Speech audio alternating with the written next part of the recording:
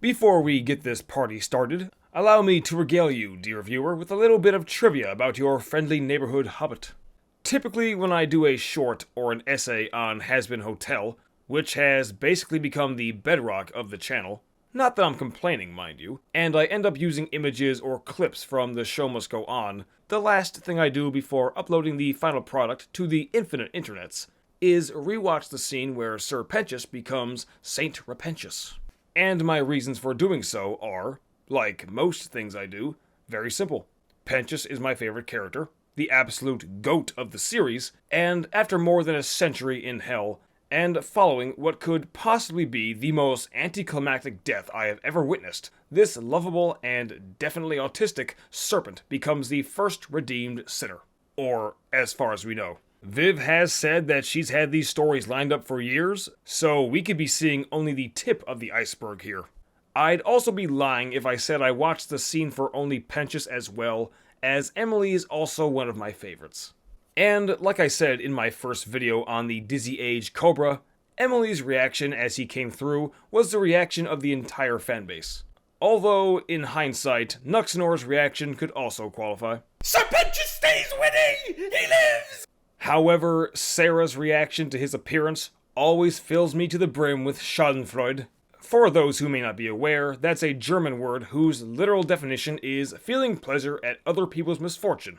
So, basically Alistair all the time. When you sanction a genocide for God only knows how long, and you find out in the most humiliating manner possible that those you had sentenced to death could have gained a place in heaven, pardon me if I have a hearty laugh at your expense. So, yeah, that's basically what I do after every Hazbin Hotel video, and I would usually only focus on Pentious or Emily, until some time ago when I had the pilot episode on in the background whilst editing my last Alistair video, when I spotted this. The visage of Rue, the root of all evil, graffitied on the side of Hell's heavenly embassy. And when I saw that, I recalled Sarah's look, and this idea came flying into my head, like Adam through the ground. What if Rue could use a redeemed sinner to enter heaven and cause total chaos? This entire theory, of course, comes from the fact that Sarah knows more than she's letting on, which is patently obvious, but it also involves a fair amount of assumptions. So, before I get into that, let's examine what we know first. First of all, we know that because of Lucifer's interference in the Garden of Eden, that evil was allowed to be set loose upon the world. Secondly, we know that after the fall of man, the Morningstar couple were cast down into the infernal pit they had created. Thirdly, we also know that the other 6 deadly sins fell with them, as Ozzy states he had known Mam since Hell's foundation, and Satan musing that he had been wandering the dark long before the Golden Angel's fall. However, since he's considered to be the father of lies, take that with a massive grain of salt, and we know, according to the opening narration, that the exterminations were sanctioned by Sarah because of Hell's power threatening heaven, with some evidence pointing to Lucifer allowing such events to occur. The only reason you're still here is because Daddy gave you and your hellborn kind a pardon from an exorcist blade. How does that feel?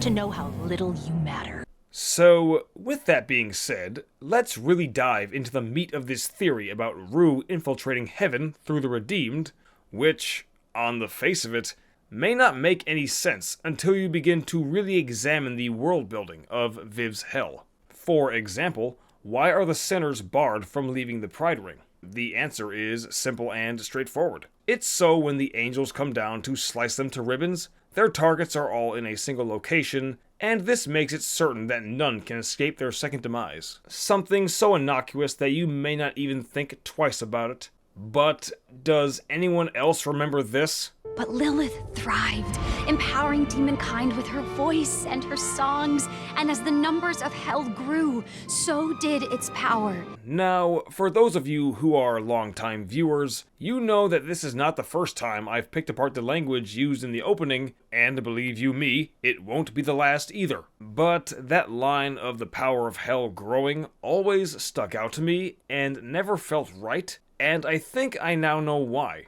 Take the fact that the sinners can't leave the Pride Ring, place it alongside the power of hell increasing with its population, and consider the following. The annual extermination wasn't always a thing, which indicates that at some point in time, the sinners could have had full access to the 7 rings of hell. And if so, there's a chance that many of them could have made contracts or even power moves in the other 6 circles alongside the Hellborn and Deadly Sins. Which is a fascinating but also terrifying concept. Imagine for a moment how much power Valentino could get drunk on in the Lust Ring, or even if someone of Stella or Crimson's persuasion met the likes of Alistair or Velvet. I imagine that as Hell's population grew over time with the Hellborn and Sinners in a more side-by-side relationship, that Lilith, or even Rue, began to think that heaven could be challenged based on the sheer numbers and power that had been gained. It's already been established that Hell's Queen has no issue rebelling, so who's to say she wouldn't do it again? And when Lucifer signed off on the exterminations and split the population, it may have caused a rift between them to form. I mean, if you look back at Rue on the side of the embassy, there's a poster for Lilith that reads, "Resist." Make of that what you will. Again, this is speculation, since as of now, we don't know why the Morningstar couple split up, when they split up, or even when the first extermination happened. But if this scenario is the case, whatever power that had been gained up until this point was tarnished or destroyed when everyone was thrown into one location. And if the root of evil is to be seen as more of an entity as opposed to a person, I wouldn't put it past Lucifer to be fearful of this, as he, again, as far as we know, was ignorant to what would happen when he offered up the apple.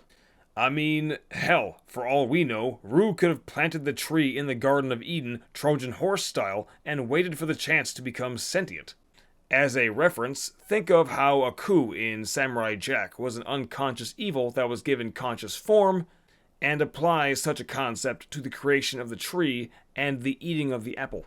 And after centuries, or even millennia, of sinners being skewered by angels, the foothold that the root of evil had in both hell and earth could no longer be seen as satisfactory, and she fixed her sights on a new target, but knew that it was beyond her reach. Until a certain snake went full hero mode and sacrificed himself for those he cared about and was allowed access.